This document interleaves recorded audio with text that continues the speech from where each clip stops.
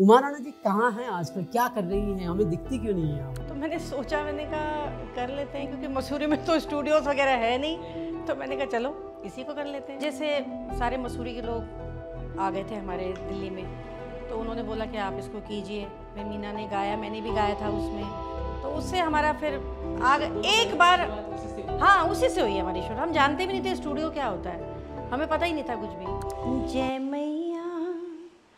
जय मैया दुर्गा भवानी, जय मैया माँ तेरी महिमा न्यारी, जय मैया। फिर मैं थोड़ा चूज़ी भी रही हूँ शुरू से ना, कि मतलब मैं बहुत सिलेक्टेड गाना गाना है। होता है कोई ऐसा होता है कि उसको भाई ऐसा मुझे ऐसे गाना है वैसे नहीं गाना, तो ऐसे भी थी मैं कुछ, लेकिन उसके बाद भी मैंने काफ़ी गाया। फिर मैं थोड़ा चूज़ी भी रही हूँ शुरू से ना, कि मतलब मैं बहुत सिलेक्टेड गाना गाना है। होता है कोई ऐसा होता है कि उसको भाई ऐसा मुझे ऐसे गाना है वैसे नहीं गाना, तो ऐसे भी थी मैं कुछ। मतलब मेरी शादी हुई तो सब कहते थे कि भाई मीना तो उसी घर में जाएगी जिसमें तू है, तू ले जा इसको। बड़ी दीदी गाती है, जब छाया दिन तब गोरु चरनी, भय भुला मिन स्कूल खेदनी, स्कूल जाना बैठा नो ना लड़ीक, बीती उम्र अब क्या कन पढ़ीक। अरे दी सुन तो लो, पहले आप सुन तो लो। मैंने कहा हाँ बोल आपके साथ कौन है, मैं बता तो दूँ। तो मैंने कहा कौन है, कि शहबाज खान जी, चंद्रकांता वाले बॉलीवुड एक्टर, और किरण कुमार जी हैं। मैंने कहा ये तो ठीक है, मतलब अगर मैं हाँ बोल दूँ तो। लेकिन अभी हमने अपना कोचिंग सेंटर खोला है ना, जो द मास्टर्स क्लास के नाम से है, और उसमें हमारे साथ जो हमारे मेंटोर हैं वो श्री आनंद कुमार जी हैं। हाँ जी, सुपर 30 वाले पद्मश्री। तो उन्होंने कहा मैं तुम्हें सपोर्ट करूँगा। भाई देखिए आजकल जैसे सब आगे बढ़ रहे हैं, है ना, ठीक है, अपनी संस्कृति को आप मत छोड़िए, वो तो आनी ही चाहिए, है ना। लेकिन अब आजकल के नए बच्चे हैं, खैर अगर मैं रियाज़ करूं, देखो ये ऊंचा नीचा तो सब रियाज से बन जाता है। मैं सच बताऊं आपको, अगर आप कंटिन्यूटी में रियाज़ करते हो ना अपना, तो आप कहीं पे भी गा सकते हो, नीचा खरज में भी जा सकते हो, ऊंचा भी गा सकते हो, लेकिन आपके गले को रियाज़ चाहिए, है ना। और हम रियाज़ में ही नहीं है, तो जब आप रियाज़ में ही नहीं होगे तो आप कैसे गाओगे, है ना। बल्कि नेगी जी, अभी मुझे नरेंद्र सिंह नेगी जी मिले थे एक फंक्शन में मुझे, तो मैंने कहा भैया आपके उस गाने से मुझे अभी तक लोग जानते हैं। तो वो कह रहे उसके बाद कहाँ गायब हो गई तू। यही सवाल तो पूछ लेंगे। एक छोटा सा राउंड हम रैपिड फायर राउंड आपके साथ करेंगे, and it will be just quick easy, मतलब फन टाइम करना है। फेमस सबसे बेस्ट आपको कौन लगते हैं? मैं ऑप्शन दे रहा हूँ आपको, नेगी, प्रीतम बर्तवान, गजेंद्र राणा, मंगलेश परिवार। नए गायकों में कौन पसंद है? आपकी प्रियंका मेहर हैं, रूहान भारद्वाज हैं, और सौरभ मैठानी। उत्तराखंड के जो सिंगर्स हैं, इनमें सबसे ज़्यादा कंट्रोवर्शियल सिंगर कौन है? नेगी हैं, गजेंद्र राणा हैं, और नेगी गजेंद्र राणा, प्रीतम जी का भी नाम हम इसमें जोड़ सकते हैं, और रूहान अपना दर्शन परसवान। जब भी उत्तराखंडी लोक संगीत की बात आती है तो इसने एक लंबा सफ़र जो है वो तय किया हुआ है। आपका जो म्यूज़िक इंडस्ट्री का जो इवॉल्वमेंट हुआ है, वो ग्रामोफोन से लेकर के कैसेट्स, और फिर कैसेट से सीडीज़, और आज हम सोशल मीडिया के ज़माने में बैठे हुए हैं। लेकिन जब उत्तराखंडी संगीत की बात आती है तो इसके प्रमोट होने के, इसके इवॉल्व होने की जो जर्नी हमें नज़र आती है, वो कैसेट्स में आती हैं, सीडीज़ में आती हैं, और आज वर्तमान है। आज जो मेहमान हमारे साथ हैं, उन्होंने कैसेट्स का ज़माना भी देखा है, सीडीज़ का ज़माना भी देखा है, और आज का ज़माना वो देख रही हैं, लेकिन आज वो उतनी एक्टिव है नहीं। जब कैसेट से सीडीज़ आई तो चलचित्र शुरू हुए, तो वो सिंगिंग में थी, सिंगिंग से वो एक्टिंग में आई, एक्टिंग में उन्होंने अपना जादू बिखेरा, और साथ साथ में सिंगिंग भी चलती रही। लेकिन आज वो कहीं ना कहीं गायब हैं। अब वैसे तो आपने थंबनेल देख करके आप समझ गए होंगे कि हम किन की बात कर रहे हैं, लेकिन फिर भी एक कॉन्टेक्स्ट देने के लिए कि सुर कोकिला मीना राणा को आपने ज़रूर सुना होगा, चाहे कुमाऊनी गीतों में या गढ़वाली गीतों में या जौनसारी में। उनकी बड़ी बहन हैं उमा राणा जी, और उमा राणा जी आज हमारे साथ हैं, जिन्होंने एक वक्त में जिनकी आवाज़ घर घर में सुनाई देती थी, लेकिन अब वो जो है कहीं ना कहीं म्यूज़िक इंडस्ट्री से और उत्तराखंडी फिल्म इंडस्ट्री से दूर हैं, पर उनकी वापसी हो रही है, उस पर भी बात करेंगे। लेकिन पहले स्वागत करते हैं उमा जी का। उमा जी, आपका बहुत बहुत स्वागत है, थैंक यू वेरी मच हमें टाइम देने के लिए। और आपके सफ़र पर, आपके गायन यात्रा पर और दूसरी चीज़ों पर हम आपसे बात करने वाले हैं, लेकिन सबसे पहले मैं यही आपसे चाहूँगा, क्योंकि हमारे समाज में देवी देवताओं का संस्मरण कर आगे हम बढ़ते हैं हर चीज़ को लेकर के, तो मैं चाहता हूँ कि एक कोई भजन या जो भी आपको याद हो उससे हम इस कार्यक्रम को शुरुआत करें। जी, मैं अपना ही भजन गा लेती हूँ, क्योंकि मैंने बहुत पहले एक माता का भजन गाया था, तो उसी से शुरुआत करते हैं, ज़्यादा अच्छा रहेगा, है ना?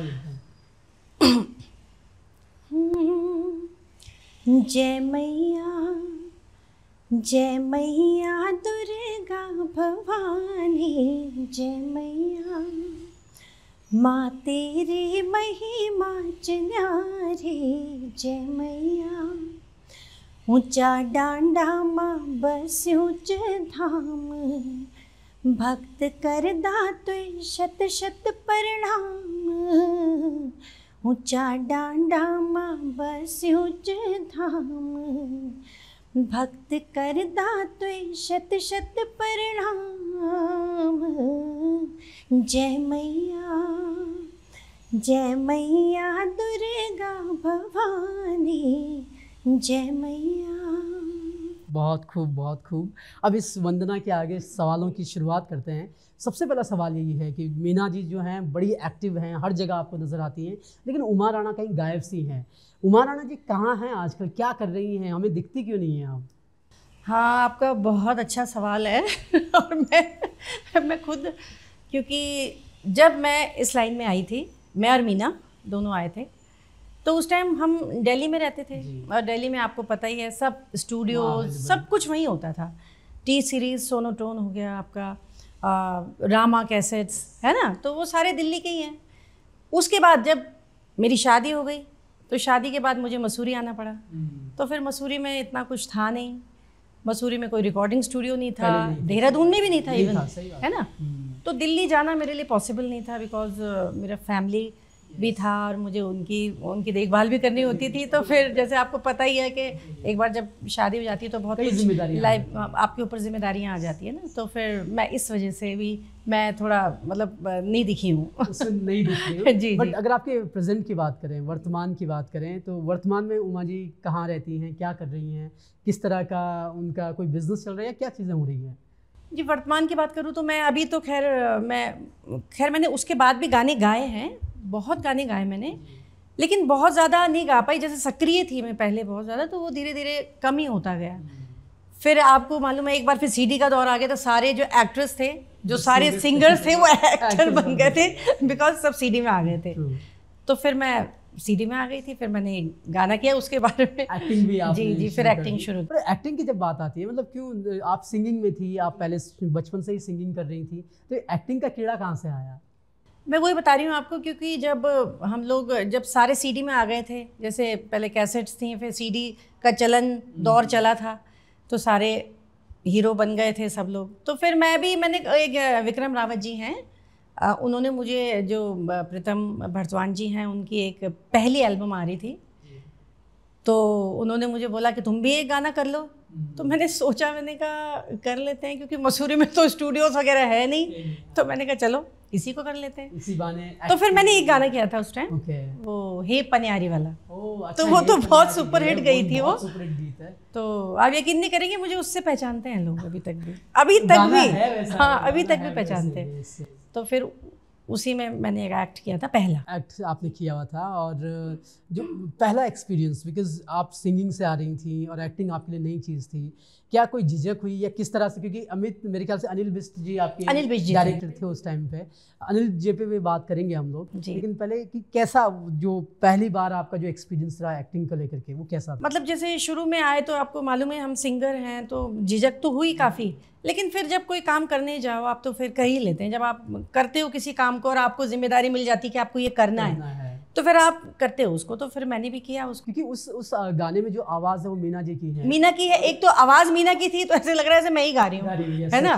तो उसको फिर मैंने, जब आप लोग शूट कर रहे थे, और शायद मीना जी, अगर पॉसिबल हुआ होगा उनके लिए शूट पे आना, क्या कभी ऐसा हुआ कि दोनों बहनें शूट पे हैं, मीना जी आपको देख रही हैं और कुछ फीडबैक दे रही है कि ऐसा? बहुत बार हुआ। अच्छा। मीना तो साथ ही रहती है, हम तो अब क्या बोलूँ मैं, बचपन से साथ हैं, साथ ही हैं। अभी भी साथ हैं, और शुरू से, क्योंकि वो भी एक ही घर में हम दोनों, तो फिर हम साथ ही हैं दोनों। शादी भी आपकी शादी भी एक ही घर में हुई है, एक ही घर में हुई तो है। हम साथ ही हैं, मतलब बचपन से और हमेशा, साथ क्योंकि अब जब आप एक ही घर में आ जाते हो तो बहुत सारे त्यौहार हैं आप साथ मनाते हो, है ना, जब एक ही घर में। सही बात है। बहुत कुछ आप साथ। जब आपने बचपन की बात छेड़ी दी है जी, तो दिल्ली में बचपन कैसा था? क्योंकि मीना जी का हम इंटरव्यू कर चुके हैं तो उन्होंने बताया था, तो दिल्ली में आप लोग पली बड़ी हैं और गढ़वाली, कम से कम पहाड़ी भाषाओं से आपका बहुत ज़्यादा नाता नहीं था उस टाइम पे, कम से कम बचपन में तो नहीं था। कैसे फिर ये सिंगिंग की तरफ आपका आना हुआ? कैसे फिर आपने पहाड़ी भाषाएं सीखी? क्या जर्नी रही उसकी? मतलब ये तो शायद मीना ने हर इंटरव्यू में बताया ही है, मैं जैसे देखती रहती हूँ उसके इंटरव्यूज, तो उसमें वो बताती है कि नौनी पिछाड़ी नौनी एक फिल्म बनी थी बहुत पहले, है ना, तो उसकी वजह से सारे मसूरी के लोग आ गए थे हमारे दिल्ली में, तो उन्होंने बोला कि आप इसको कीजिए। फिर मीना ने गाया, मैंने भी गाया था उसमें, तो उससे हमारा फिर एक बार उसी से हुई। हाँ, उसी से हुई हमारी शुरू। हम जानते भी नहीं थे स्टूडियो क्या होता है, हमें पता ही नहीं था कुछ भी।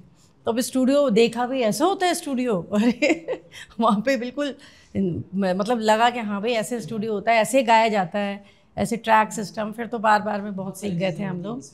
हाँ, तो वो पहला था हमारा कि हमने स्टूडियो देखा था फर्स्ट टाइम। उसके बाद शुरुआत हुई है। फिर शुरुआत ऐसी हुई कि फिर चलता ही है वो, मतलब जब आप किसी काम को, वही है ना कि शुरुआत आ जाते हो तो फिर वो चलता ही रहता है। अगर आप, हाँ बिल्कुल। तो क्योंकि आप दोनों ने एक साथ ही शुरुआत की, मीना जी ने और आपने भी, और मीना जी हमें नज़र आ जाती हैं, वो अभी भी भगवान बहुत गॉड्स ग्रेस अच्छा गा रही हैं। और उमा जी की बात अगर हम करते हैं कि आपके शुरुआत में कुछ गाने आए, उसके बाद आप जो है थोड़े से ड्रिफ्ट अवे होती गई, जैसे आपने बताया कि शादी भी एक रीज़न था, तो शादी पे बात करते हैं कि कब ये हुआ? नौनी पिछाड़ी नौनी से पहले ही आपकी तैयारियां हो गई थी या फिर उसके काफ़ी टाइम बाद आप? नहीं, उसके बाद ही हुई शादी तो, है ना। उसके बाद मैंने गाया काफ़ी, हाँ गाया। फिर मैं थोड़ा चूज़ी भी रही हूँ शुरू से ना, कि मतलब मैं बहुत सिलेक्टेड गाना है। होता है कोई ऐसा होता है कि उसको भाई ऐसा मुझे ऐसे गाना है, वैसे नहीं गाना, तो ऐसे भी थी मैं कुछ, लेकिन उसके बाद भी मैंने काफ़ी गाया और बहुत लोगों के साथ गाया मैं। जैसे हमारे आदरणीय नेगी जी हैं, प्रीतम भरतवान जी हैं, और दिनेश उनियाल जी हैं, रंगवाल जी हैं। तो मतलब आपने कई गाए, मतलब बहुतों के साथ मैंने गाया। मतलब शुरू में जो भी सिंगर आते थे उसमें एक दो गाने मीना गाती थी और एक दो मैं गाती थी, ये तो बिल्कुल मतलब पक्का होता था। हाँ, जोड़ी बनी हुई थी बिल्कुल, बहुत सारे सैड सॉन्ग ज़्यादातर मैं गाती थी और वो हर तरह के गाने गाती थी मीना, तो अभी तक भी गा ही रही है। सही बात है, क्योंकि आपके उस ज़माने की हम बात कर रहे हैं, मुझे पता नहीं आपको कितना याद होंगे वहाँ उस टाइम के गीत। कोई भी जो गाना आपको याद हो जो उस समय आपके गाने चले थे, तो एक गाना हम उसको सुनना चाहेंगे, फिर आगे बढ़ेंगे। मैं आपको मैं बहुत पहले की बात बता रही हूँ। नरेंद्र सिंह नेगी जी हैं, उन्होंने एक साक्षरता पे एक CD या एल्बम बनाया था उन्होंने, तो उन्होंने मेरे को और मीना को गवाया था उसमें। तो उन्होंने कहा कि तुम दोनों गाओ भाई, तुम दोनों बहनों के लिए बनाए ये गाना, तुम गाओ। तो बहुत अच्छा लगा था, वो चला भी काफ़ी था। तो वो मैं उसकी 2 लाइनें आपको सुना देती हूँ, मुझे जितना याद आ रहा है मैं सुना देती हूँ। हे दीदी जरा इन सोनी तू क्या छे कनी है, तू क्या छे बुनी, मेरे छुई तेरे बिंगड़ मानी ओड़ी, तू क्या छे बुनी है, तू क्या छे बुनी। बड़ी दीदी गाती है। जब छाया दिन तब गुरु चरनी, भय भुला मिन स्कूल के दीनी, स्कूल जाना बैठा नो ना लड़ीक, बीती उम्र अब क्या कन पड़ेक, सासू के देली मेरी निखाड़ी, तू क्या छे बुनी है, तू क्या छे बुनी। इस टाइप से गाता है। मतलब वो दोनों, एक छोटी बहन है तो वो कह रही है कि दीदी आप क्यों नहीं पढ़ते हो, आप पढ़ो। लेकिन जो बड़ी दीदी वो कह रही है अरे मैं कहाँ से, जब जीवन था, जब था पढ़ने का टाइम, तब मैंने उस टाइम गाय भैंस चराई, भाई बहनों को स्कूल भेजा, है ना। आप नरेंद्र सिंह नेगी, हाँ नेगी जी के साथ जी के था, जी जी।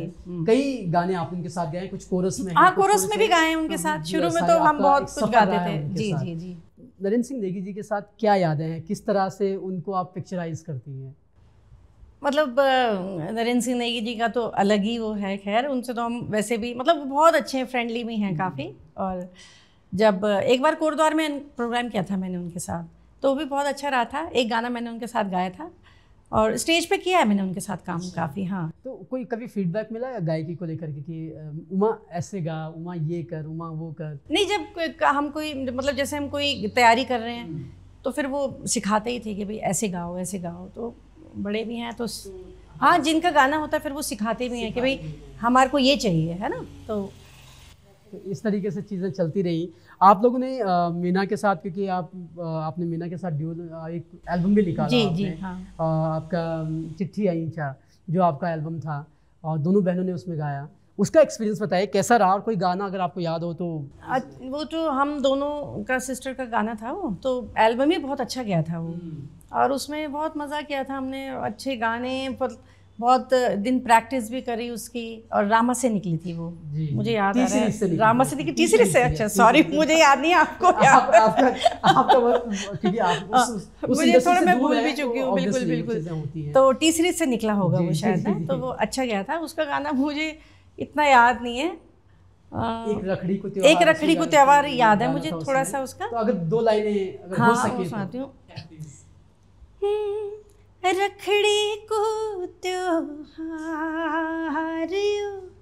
रखड़ी को त्योहार, म्यारा भेजी औंदो बार बार ई, रखड़ी माँ हमरो प्यार, म्यारा भेजी नी भूली प्यार, धागत धागा भेजी कोई भी ले लो मोल, रखड़ी को धागो भेजी बड़ो अनमोल, यो रखड़ी को त्योहार।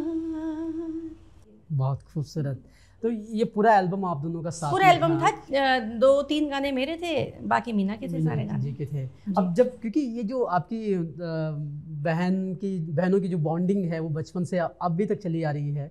जब आपकी शादी मसूरी में हुई तो आपने मीना के लिए भी इंतज़ाम कर दिया, उसके बारे में कुछ बताइए कि मतलब कैसे ये चीज़ें हुई, क्योंकि आप तो अरेंज मैरिज मेरे ख्याल से आपकी थी, अरेंज मैरिज हुई थी आपकी, तो कैसे ये? देखो, जब मेरी शादी हो गई थी ना, तो एक तो भाई टचवुड नज़र न लगे, वुड भी दिखाई दे मुझे, हाँ, क्योंकि ऐसा है, क्योंकि जब हम दोनों बहनों मतलब मेरी शादी हुई तो सब कहते थे कि भाई मीना तो उसी घर में जाएगी जिसमें तू है, तू ले जा इसको। तो मुझे तो पता नहीं था, है ना, कि मेरा भी देवर से हो जाएगी उसकी शादी। तो लेकिन फिर भी मतलब बहुत प्यार था दोनों बहनों में शुरू से, कभी हमारी लड़ाई भी नहीं हुई ऐसे, टचवुड कभी नहीं हुई, और हो भी ना कभी, नहीं होगी, अंडरस्टैंडिंग है बहुत आपस में। तो फिर जैसा लोगों ने बोला था वो सच में कुछ ऐसी सिचुएशन बनी कि शादी हो गई। मीना जी मेरे ख्याल से आपके साथ शायद पढ़ाई करने या फिर यहाँ मसूरी कुछ टाइम रही है? मतलब मीना बड़ी दीदी के यहाँ रहती थी। अच्छा अच्छा। बड़ी दीदी के यहाँ पढ़ती थी वो। ओके। ग्रेजुएशन वहीं से किया था उसने। अच्छा अच्छा। मैं तो खैर दिल्ली से ही थी उस टाइम। जब मीना पढ़ती थी वहाँ, तब मैं वहाँ नहीं थी। अच्छा अच्छा, बिल्कुल। और मेरे ख्याल से जो विंटर कार्निवल होता है मसूरी में, हाँ, फिर उसमें मिले थे हम लोग, मतलब इन लोगों से। अच्छा। तो फिर होता ही है, फिर उसकी बहुत लंबी कहानी है, आगे बढ़ती गई। तो जी। ये बहुत अच्छा है। आपने नेगीदा के बाद हम प्रीतम बर्तवान जी पर आते हैं। प्रीतम बर्तवान जी के साथ आपने ज़्यादा गाना गाया। हाँ, उनके साथ मैंने रसियान आपकी आई, आपके साथ उनके साथ गाया है, और कई सुरीले गाने आपने उनके साथ गाए हैं। पहले तो उनके साथ काम करने का एक्सपीरियंस बताइए, एज अ सिंगर कैसे व्यक्ति हैं वो? अगर मतलब क्या बहुत स्ट्रिक्ट टीचर हैं या फिर बहुत एकदम जॉली टाइप इंसान है? देखो, हमने तो जिसके साथ भी काम किया ना वो बहुत ही मतलब जॉली है, होते हैं हमारे साथ ज़्यादातर। जो मैं अपनी बात करूँ तो मतलब बहुत ही मतलब सपोर्टिंग, और बहुत ज़्यादा सपोर्ट करते हैं, भाई ऐसे गाओ वैसे गाओ, बैठ के सिखाते हैं, और वो करना भी चाहिए। जैसे उनको भी अपनी एल्बम अच्छी करनी है ना, जब जो भी आपके साथ गा रही है, अगर उसको ही ढंग से नहीं आएगा तो फिर आपको सिखाना तो बनता ही, क्योंकि आपका गाना है वो, है ना, तो आप उसको सिखाएंगे। तो भैया बहुत प्रीतम बर्तवान जी बहुत अच्छा सिखाते थे। उनके साथ मैंने वो जो एल्बम की थी, मैंने वो बताया मैंने आपको, जो हाँ वो की थी उनके साथ।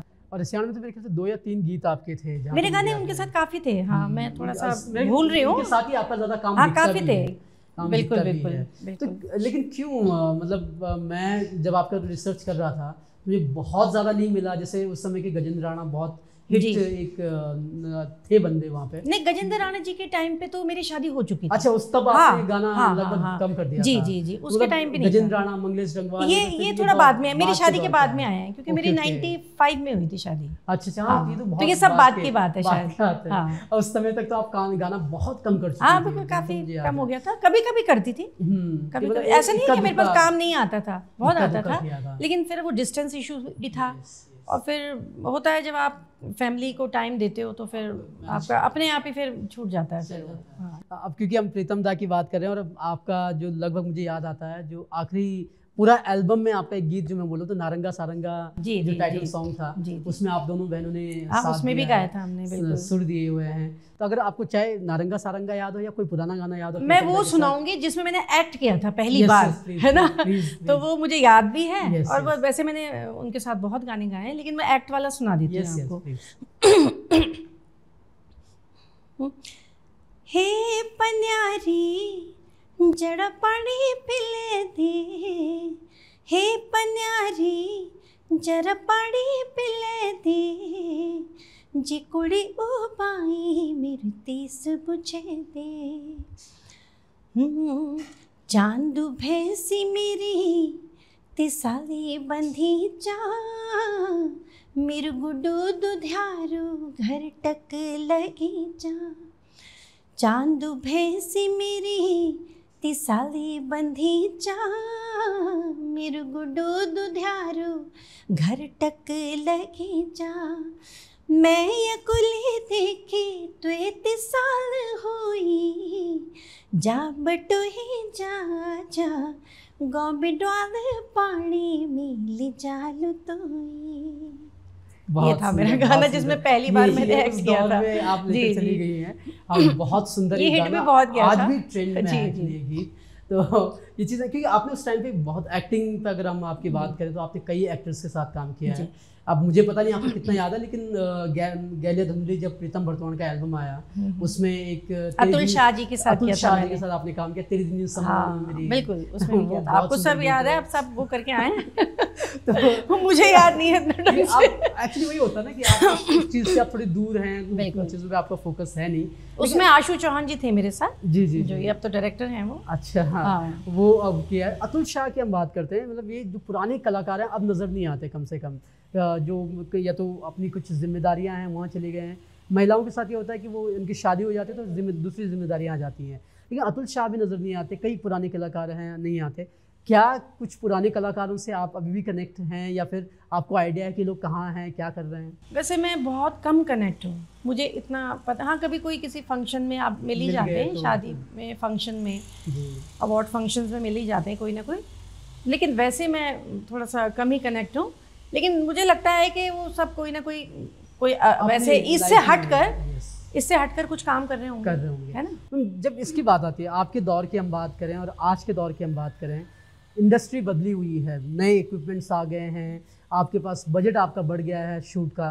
क्या डिफरेंसेस आप देखती हैं जिस ज़माने में आप लोग शूट किया करते थे और आज के ज़माने में जब आपके पास सब कुछ अवेलेबल है, क्वालिटी है, आपके पास टेक्नोलॉजी है, क्या नज़र आता है कि क्या चीज़ें मिसिंग है और क्या चीज़ें अच्छी हैं?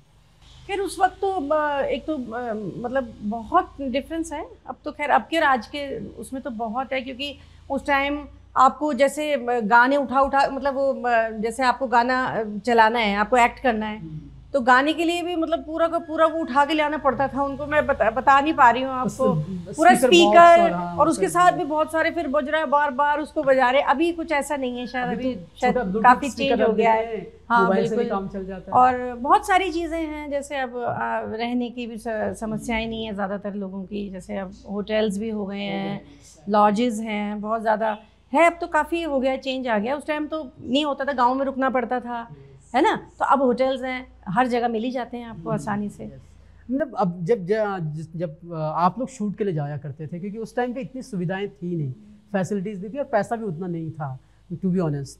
तो जब आप लोग जाया करते थे तो किस तरह से, मतलब क्या जैसे बॉलीवुड में सुना ना वैनिटी वैन मिलती है। अरे वैनिटी तो खैर वैनिटी तो यहाँ शायद कितने साल, बहुत टाइम लग जाएगा यहाँ वैनिटी के लिए। यहाँ अभी टाइम लग जाएगा, सही लगेगा लगेगा, आएगी, बट वो हाँ हम श्योर हैं कि आएगी, कभी ना कभी तो आएगी, लेकिन अभी टाइम लगेगा।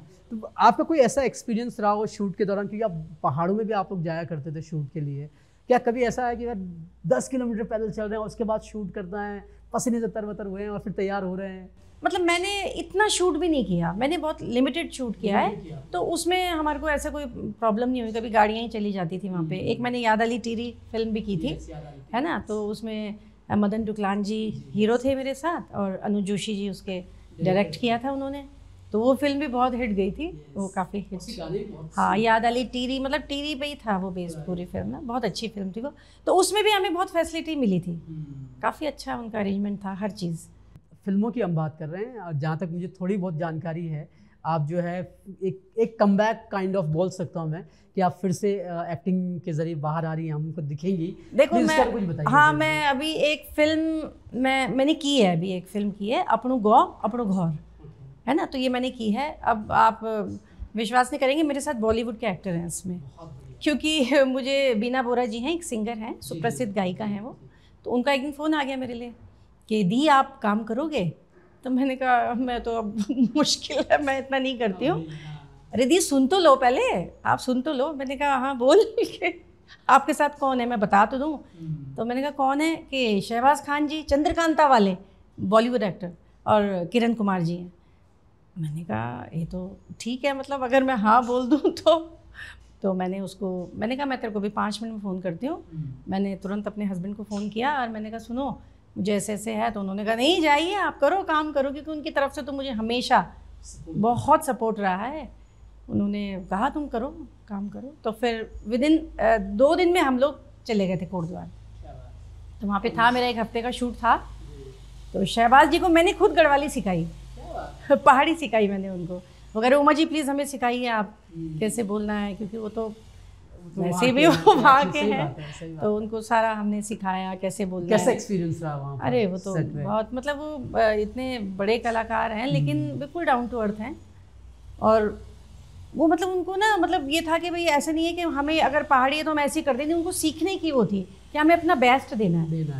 तो उन्होंने हर हाँ वो मतलब उसकी बहुत प्रैक्टिस करते थे वो, कि नहीं मुझे इसको बहुत अच्छा देना है, मुझे सिखाओ आप, बहुत अच्छा उनको करना था, मतलब तो उन्होंने बहुत अच्छा किया उसमें। अब आप देखेंगे वो अभी फिल्म आएगी उसका ट्रेलर एक्चुअली आ चुका है, वो भी आप देख सकते हैं। तो मतलब ये एक तरह से हम कमबैक बोल सकते हैं। हाँ बिल्कुल, लेकिन कमबैक ही समझिए कितना रहेगा, बिल्कुल वो तो पता नहीं, लेकिन हाँ कम से कम कमबैक जो है अभी आप जब ये फिल्म आएगी तो मुझे लगता है ये फिल्म बहुत चलेगी, क्योंकि एक तो इसमें बहुत अच्छे कलाकार हैं, है ना, किरण कुमार जी हैं इसमें, है ना।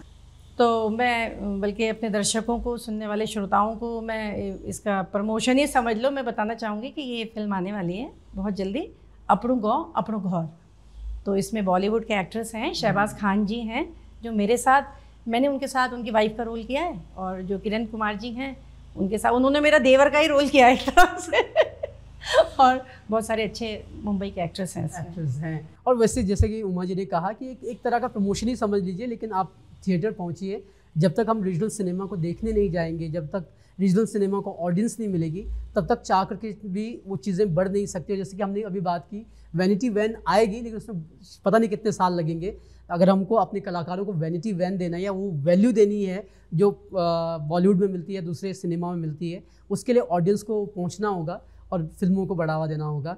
तो उमा जी ये तो बात हो गई आपकी फिल्मों की और ये सब की, थोड़ा आपके परिवार पर आते हैं। परिवार में कौन कौन हैं और क्या क्या कारोबार और संसार है आपका? देखिए मेरे हस्बैंड तो एजुकेशनिस्ट हैं, उन्होंने सेंट जॉर्जेस मसूरी और वैलम्स में काम किया उन्होंने, और इंटरनेशनल स्कूल, मतलब बहुत बड़े बड़े इंग्लिश मीडियम स्कूल्स में काम किया है जहाँ पे सारे बाहर के बच्चे होते हैं।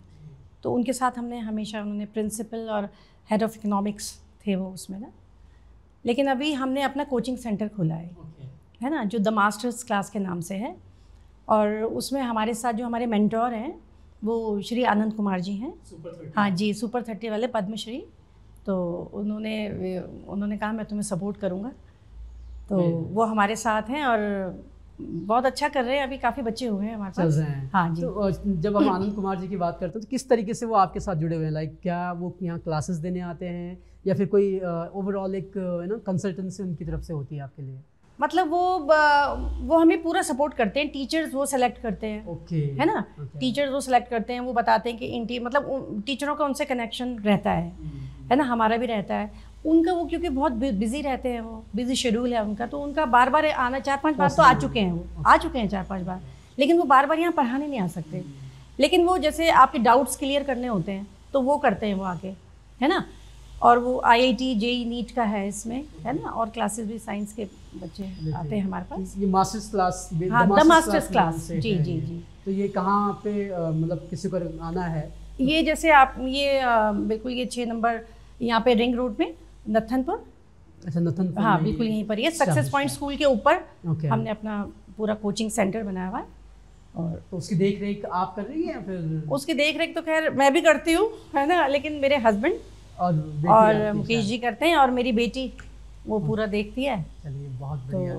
मतलब एक तरह से सिंगिंग, एक्टिंग और थोड़ा, अब देखिए देखा जाए तो ये सरस्वती माँ का ही है कृपा हम पे कि दोनों तरफ कहीं, चाहे आप सिंगिंग में आ जाओ या एजुकेशन में आ जाओ, तो है तो ये सरस्वती माँ की ही कृपा हम पे हमेशा रही है। जी। तो अभी ना अनिल विस्ट की बात कर रहे थे, मैंने बोला था कि हम आगे बात करेंगे। अनिल विस्ट जी का एक इंटरव्यू में देख रहा था, वो लोक संगीत पर बात कर रहे थे कि किस तरह से लोक को जिंदा रखना ज़रूरी है। आपसे हम बात करते हैं क्योंकि चीज़ें ना बहुत बदली हैं। आपका म्यूज़िक बदला है, गढ़वाली हो, कुमाऊनी हो या जौनसारी, सब चीज़ें बदली हैं। आप लोगों के दौर के जो गीत होते थे वो थोड़ा उनका एक अलग फील आज भी आता है, और आज का जो दौर है उसमें आपके रैप सॉन्ग आ गए हैं, आपके नए अंदाज के और डीजे वाले सॉन्ग ज़्यादा आ रहे हैं। क्या आपको लगता है कि जो नए एक्सपेरिमेंट हो रहे हैं, क्या वो सही दिशा में हो रहे हैं या फिर उसमें थोड़े बदलाव की ज़रूरत है और लोग को बचाने की ज़रूरत है? मेरा ओपिनियन थोड़ा इसमें थोड़ा हल्का सा हटके है। भाई देखिए आजकल जैसे सब आगे बढ़ रहे हैं, है ना, ठीक है, अपनी संस्कृति को आप मत छोड़िए, वो तो आनी ही चाहिए, है ना।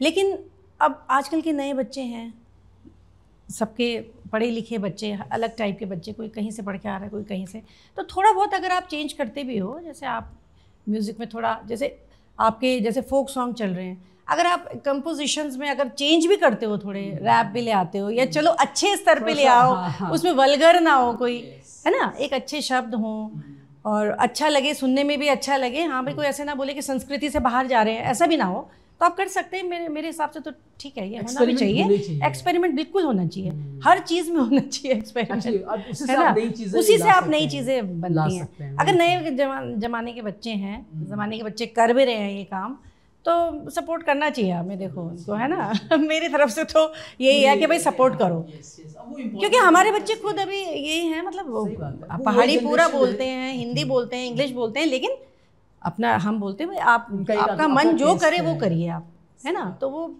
इंग्लिश की तरफ भी है, हिंदी की तरफ भी है, पहाड़ी भी है, तो अगर आप और भाषाओं का ज्ञान भी लो तो इसमें बुरा तो कुछ नहीं है, आप सीख ही रहे हैं। सही बात है, ये चीज़ है। तो और एक्सपेरिमेंट्स तो आपको बिल्कुल, चीज़ों का सृजन, एक्सपेरिमेंट तो हर जगह होते हैं, वेरी ट्रू, और होने भी चाहिए, हाँ। वो इम्पोर्टेंट होते हैं। अनिल विस्ट जी की हम बात कर रहे हैं, मतलब अपने दौर के बेस्ट डायरेक्टर्स में से एक रहे हैं, उत्तराखंड के लिए कहा जा सकता है।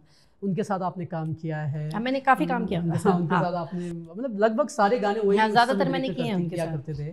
तो कैसा एक्सपीरियंस रहा, और क्या मतलब आज क्या अब उनसे मिलना जुलना होता है या कोई? मैं वैसे अभी तो नहीं मिली, मैं थोड़ा टाइम पहले मिली थी उनसे, इसी शायद शूटिंग के दौरान ही मिली थी। ये कोटद्वार में उनका प्रोग्राम था, हाँ, उनका जागरण था उस दिन, जिस दिन हमारी शूटिंग ख़त्म हो गई थी, तो उस दिन उनका जागरण था, तो हम सब चले गए थे, लास्ट डे था हमारा वैसे भी, तो मिली थी मैं बिष्ट जी से। तो एक्सपीरियंस कैसा? नहीं, उनका वो भी बहुत मतलब अच्छे हैं, मतलब हार्ड वर्क है उनका, काफ़ी मेहनत करते हैं। जैसे आपको अभी भी म्यूजिक में वो तो एक्टिव हैं ही अपने, हाँ, एल्बम जैसे कुछ करनी है तो बहुत काम करते हैं उसमें, मतलब तो यही चाहिए भाई, आप अगर हार्ड वर्क करो, काम करो, उसमें बारीकियों में जाओ, है ना, बारीकियों में जाना चाहिए। बड़े काम तो दिख जाते हैं सबको, भाई आप बारीकियाँ देखो, क्योंकि आप बड़े चीज़ तो दिख जाती है आंखों से, लेकिन बारीकियाँ जो है ना वो खूबसूरत बनाती हैं, किसी भी एल्बम को या किसी गाने को खूबसूरत बारीकियां ही बनाती हैं, अगर आप बारीकियों पे ध्यान दें। आप बारीकियों की बात कर रही हैं, हम मीना जी का इंटरव्यू ले रहे थे, तो जब आपको लेकर के सवाल आया कि उमा जी कहाँ हैं और क्यों नहीं गा रही हैं, तो उन्होंने ये कहा कि थोड़ा सा उमा का जो है ऊंचा सुर कुछ है, उन्होंने बोला था ऊंचा सुर की है, तो उनको लगा कि बहुत ज़्यादा इसमें चल नहीं पाएगा। क्या मतलब कभी आपके सामने ये चैलेंजेस आए कि यार नहीं ये लड़की बहुत ऊंचे सुर में गाती है या फिर निचले सुर में गाती है, इसको हम एलिमिनेट करते हैं यहाँ से? देखो मेरे पास मतलब ऊंचे सुर की तो ज़रूरत सभी को होती है। देखो सुर तो नीचा भी और ऊंचा भी दोनों ही होना चाहिए। आप अगर बहुत नीचा गा रहे हो तो आपको ऊंचा भी गाना है ना, और ऊंचा गा रहे हो तो नीचा भी गाना है, क्योंकि गाने में तो दोनों चीज़ें होती हैं ना। आपका साइन अगर नीचे होगा तो अंतरा बहुत ऊंचा होगा, है ना, तो दोनों चीज़ें आपके मतलब सूट करने चाहिए, आपको आना चाहिए। तो मेरा थोड़ा सा नीचे ही था शायद, है ना है ना। तो और मीना तो खैर बहुत ऊंचा गाती है, वो तो हाँ वो बहुत ऊंचा गाती है। तो कहीं ये तो एक रीज़न नहीं था कि यार ड्रिफ्टिंग भाई, मतलब मैं ये भी हो सकता है रीज़न, हाँ ये भी हो सकता है। दूसरा क्योंकि होता है ना कि फैमिली की जिम्मेदारियों के साथ फिर ये चीज़ें होती है कि चलो यार ठीक है। खैर अगर मैं रियाज करूँ, देखो ये ऊंचा नीचा तो सब रियाज से बन जाता है। मैं सच बताऊँ आपको, अगर आप कंटिन्यूटी में रियाज करते हो ना अपना, तो आप कहीं पे भी गा सकते हो, नीचा खरज में भी जा सकते हो, ऊंचा भी गा सकते हो, लेकिन आपके गले को रियाज चाहिए। सही बात है ना, और हम रियाज में ही नहीं है, तो जब आप रियाज में ही नहीं होगे तो आप कैसे गाओगे, कैसे गा सकते हैं? हाँ। यस एकदम। हम इंटरव्यू के आखिरी पड़ाव में हैं और एक छोटा सा सेगमेंट भी हम आपके साथ करेंगे, rapid fire round kind of. तो उस पर जाने से पहले थोड़ा सा एक और जो मैं आपसे चाहूँगा, क्योंकि आपने उस दौर में देखा है, सिंगिंग भी की है, एक्टिंग भी की है, और अब भले ही आप उससे दूर हैं लेकिन आप जुड़े हुए हों उससे। नए बच्चों को, चाहे वो एक्टर बनने आ रहा है, चाहे वो सिंगिंग करने आ रहा है, मैं उत्तराखंड फिल्म इंडस्ट्री के लिहाज से बात कर रहा हूँ, क्या संदेश आपकी तरफ से रहेगा कि किन चीज़ों को करने की ज़रूरत है खुद को परिपक्व बनाने के लिए? देखो सबसे पहले तो पढ़ाई होती है इंसान की, बच्चे की। आप पहले पढ़ाई पूरी करो अपनी। चलो अगर पढ़ाई, आप ऐसा भी नहीं है कि आप बिल्कुल पढ़ाई करने के बाद ही इसमें आओ, पहले अपनी स्टडी कंप्लीट करो, है ना। उसके बीच में भी आप ये काम कर सकते हो, लेकिन पढ़ाई अगर आप इसमें नहीं निकले तो कम से कम पढ़ाई आपको काम तो आएगी, आगे कुछ आप कर सकेंगे लाइफ में, है ना। कई बच्चे ऐसे होते हैं कि बिल्कुल पढ़ाई बंद कर देते हैं, वो इसी लाइन में आ जाते हैं, है ना। तो वो भी मेरे हिसाब से, मैं और क्या पता कोई और कुछ और सोचे इसके बारे में, लेकिन मुझे लगता है कि हम क्योंकि एजुकेशन से जुड़े हुए लोग हैं तो हम चाहेंगे पहले बच्चे को अपनी पढ़ाई कंप्लीट करनी चाहिए, उसके बाद अपना जो भी करें, इसमें म्यूज़िक में आए, चाहे डांसिंग में आए, चाहे आप। उमा जी को फिल्म तो मिल गई, है ना, फिल्म तो उन्होंने कर ली क्योंकि एक मौका आया था, सामने से आया, बट अगर सिंगिंग में भी ऐसा मौका आता है तो क्या आप मतलब अभी वैसे मैं सोच रही हूँ, देखो अभी कोई मुझे बोलेगा तो मैं गा लूँगी, है ना। बहुत बढ़िया, क्योंकि मेरे पे आते हैं। अच्छा। मीना हमेशा मुझे बोलती है कि अरे आज वो मिले थे, वो कहते उमा नहीं आती, उमा दीदी नहीं आती है, उमा दीदी नहीं आती। अरे मैंने कहा चलो अभी आएंगे फिर सोचेंगे, है ना। तो प्रायोरिटीज आप एक बार अगर थोड़ा सा एक बार गैप हो जाता है तो हाँ, थोड़ा सा मुश्किल होता है कि आपको फिर आपको उसी तरह से हाँ, मतलब रियाज करना, रियाज है, बहुत सारी चीजें हैं, तो एक गैप आना थोड़ा सा दिक्कत तो करता है ना। वो भी बहुत लंबा गैप, एक्चुअली आपका तो बहुत लंबा गैप है। तो ये है, मतलब अगर मौका मिले और कभी सोचे तो आप जा सकते हैं, बिल्कुल।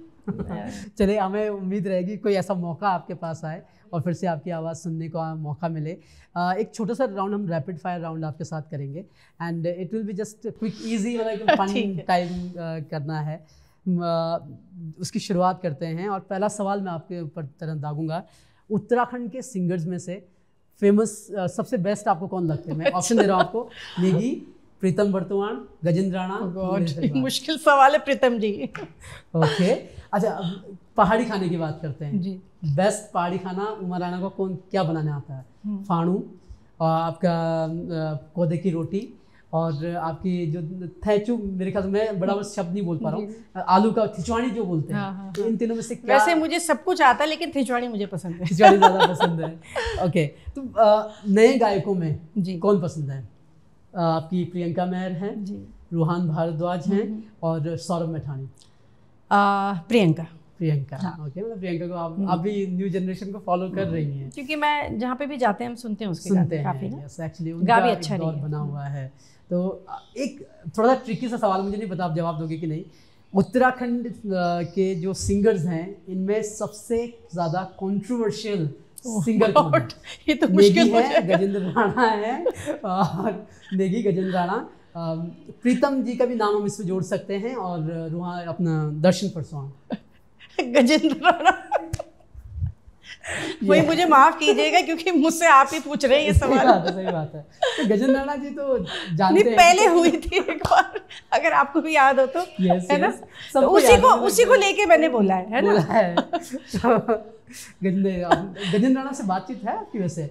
ये कभी हाँ, मिले मिलते हैं? मीना के साथ तो मैं सबसे ही मिलती हूँ, है ना? कोई दुश्मनी नहीं है इनकी? गजेंद्र बस से नहीं आगे नहीं, मैं सबसे, हमारे सामने तो छोटे ही हैं वो सब, बने हुए हैं। तो ये चीज़ें हो गई। अगर मैं आपको ऑप्शन दूं कि आपके जो 2-3 गाने गाए हैं आपने प्रीतम बर्तमान जी के साथ, एक आपने गाया है राजी माले सोना गाड़ी, वो आपका गाना है, राम आल्टिया आज हो, ये गाना है, और एक आपने जो एक पनियारी वाला भी डाल देते कि उसमें आपने एक्ट किया है। इन तीनों में से किसको आप अपना बेस्ट मानेंगी, बेस्ट परफॉर्मेंस आपकी अपनी मानेंगी? बेस्ट मुझे आपने उसका नाम नहीं लिया जो मुझे बेस्ट लगता है। अच्छा, प्लीज आप बताइए। हालांकि जो जिसमें मैंने बेस्ट किया है, गाने तो वो बहुत अच्छे हैं। देखो, मीना का ही गाना है कैन बने हुल संसार, ये मीना की जो आई थी एक, उनका खुद का एल्बम। हाँ, तो मैंने उसमें एक्ट किया था।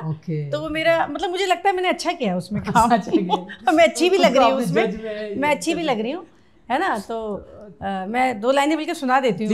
मैं गा सकती हूँ? ये मुझे बहुत पसंद है, ये गाना मीना का है, ये गाना। कैन बड़े हुल संसार, कख बटे है हुल यो बस ज्ञान, कख बटे है हुल धारा बुज्ञान, सोचा सोचा ध्यान लगा, बिंग जालात हम भी बता, कै की रे हुलिया रचना रे, डालनी हुंदत कन कोई रोंदा हम हो, अन्य नहीं होंदत क्या जी खांदा हम, डाल नहीं होंदत कन कोई रोंदा हम हो, अन्य नहीं होंदत क्या जी खांदा हम, बोला रे बोला बोला तुम बोला, कख बटे होलू पानी, कख बटे होला प्राणी, कख बटे होला हम प्राणी, सोचा सोचा ध्यान लगा। ये तो नहीं आता है मुझे। बहुत अच्छा गाना है ये एक तरह से जैसे बच्चों से हम बात नहीं, हाँ, मतलब उसी अच्छा लगा था मुझे गाना। बाकी हे पनियारी वाला, और वो द्यूर जी का भी किया था मैंने, नरेंद्र सिंह नेगी जी का दिल्ली वाला द्यूर भी बहुत हिट हुआ था, वो गाना भी। बल्कि नेगी जी, अभी मुझे नरेंद्र सिंह नेगी जी मिले थे एक फंक्शन में मुझे, तो मैंने कहा भैया आपके उस गाने से मुझे अभी तक लोग जानते हैं। तो वो कह रहे उसके बाद कहाँ गायब हो गई तू? सही बात, यही सवाल सब पूछ रहे कि भाई कहाँ हो, क्या कर रहे हो, आ जाओ। मतलब उन्होंने भी मुझे ऐसे बोला, उसके बाद तू आई नहीं। तो मैंने कहा वेरी ट्रू। अरे एक्चुअली यही है कि मतलब आपका काफ़ी एक लंबा दौर है, एक सुरीली आवाज़ सुनाई दी हमें कि यार उमा राणा की आवाज़ है, लेकिन बाद में फिर वो गायब सी हो गई। बट जो भी है अच्छे के लिए होता है, वो इम्पोर्टेंट होता है। और आखिरी 1-2 सवाल मैं आपसे रखना चाहूँगा। जो ये दौर आपने देखा है, म्यूज़िक इंडस्ट्री का आपने देखा है, नई चीज़ें आ रही हैं, क्या कमी आपको लगती है सरकार के नज़रिए से या फिर कलाकारों के नज़रिए से कि वो होनी चाहिए, तब हम आगे बढ़ सकते हैं सही रास्ते पे? वैसे सरकार तो अभी देखा जाए तो काफ़ी प्रोत्साहित कर रही है लोगों को, कलाकारों को। जैसे सब्सिडी की फिल्म भी बन रही है ना, दे रहे हैं वो लोग भी। मुझे नहीं पता कितनी दे रहे हैं, लेकिन सुना है हमने मिल रही है ना, मिल रही है सब्सिडी, करीब 2 करोड़ की सब्सिडी जो भी मिल रही है, जिससे हर कोई, मतलब जो डायरेक्टर्स हैं या प्रोड्यूसर्स हैं, आ रहे हैं आगे, सामने आ रहे हैं। ये बहुत अच्छी बात है ना? और फिल्में भी लगी रही हैं, बहुत फिल्में लगातार बन रही हैं, है ना? तो अच्छा लग रहा है कि मतलब, और आजकल की यंग जनरेशन भी बड़ी खींची चली आ रही है, तो ये तो बहुत बड़ी बात है ना? वो इन्हीं कलाकारों को जाता है श्रेय सारा, हमारे जो बड़े कलाकार हैं और हमारे डायरेक्टर प्रोड्यूसर्स जो हैं, तो इन्हीं को जाता है। क्योंकि बच्चे, जब आपकी यंग जनरेशन आगे आती है तो लगता है कि कुछ काम हो रहा है ना? क्योंकि यंग जनरेशन का, क्योंकि आजकल तो पता ही है आपको, बॉलीवुड के गाने सुनने, इंग्लिश गाने सुनने, अगर कोई पहाड़ी गाने सुनता है और दिल से सुनता है, तो मेरे को लगता है कि मतलब फिर कुछ काम हो रहा है। हाँ, और बच्चों के भी दिमाग ठीक हो रहे हैं। वो ज़रूरी भी है हाँ, actually, क्योंकि उसी से आप अपनी संस्कृति और अपने लोग को बचा पाएंगे। तो उमा जी बहुत मज़ेदार रहा आपसे बातचीत करना। मुझे भी बहुत अच्छा लगा, क्योंकि इस इंटरव्यू को ख़त्म करना है और हमेशा हम कोशिश करते हैं कि वो हमारे गेस्ट की आवाज़ में ही हो, और जब गायिका सामने बैठी हूँ तो हम चाहेंगे कि कोई भी गाना जो आपको याद हो उस गाने के साथ हम इसकी समापन करें। बिल्कुल, मैं एक गाना ज़रूर गाऊंगी।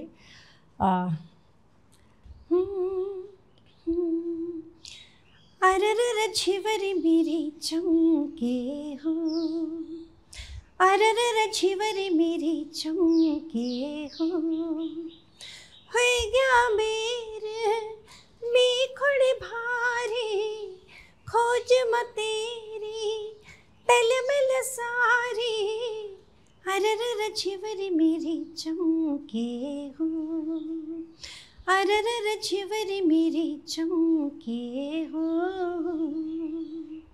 बहुत सुंदर, बहुत खूबसूरत। तो बहुत बहुत धन्यवाद उमा जी, आपने हमें इतना समय दिया, इतनी ढेर सारी बातें की और कुछ सुरीले नगमे भी सुनाए आपने, क्योंकि बहुत ज़्यादा वक्त हो गया आपको। आपने जैसे कहा कि आपको बहुत ज़्यादा गाने याद नहीं रहते और किसी भी कलाकार को नहीं रहते, तो उस सब के लिए बहुत बहुत धन्यवाद आपका। और आपका भी बहुत बहुत धन्यवाद जो आपने मेरा इंटरव्यू लिया है ना। मैं आपका बहुत दिल से हम तो आपके इंटरव्यू के बहाने उस नॉस्टैल्जिया में जाना चाह रहे थे कि जो जिस ज़माने में आप लोग गाया करते थे, और उस इंटरव्यू की उसकी यादें हमने यहाँ पर ताज़ा की। और वो उमा राणा जैसे कलाकारों के साथ ही हो सकता है। आप भले ही अभी इंडस्ट्री से दूर हैं, लेकिन आपके गीत आज भी लोगों तक पहुँच रहे हैं, और वो सबसे अच्छी बात है। तो बहुत बहुत धन्यवाद आपका।